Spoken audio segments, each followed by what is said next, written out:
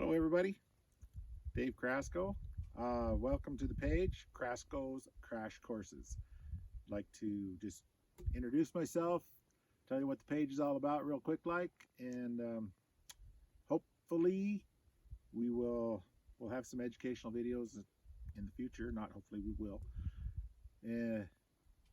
Mostly we're going to talk about fence building, fence construction. That's kind of what I do. That's my specialty.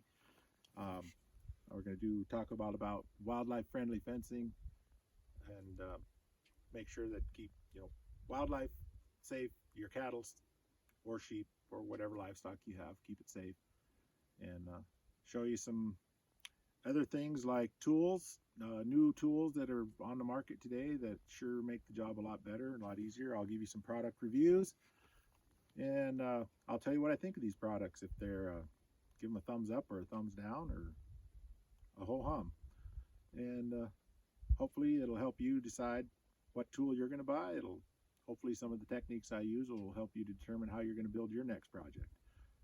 So let's have some fun. Let's learn together, and we'll see you down the road.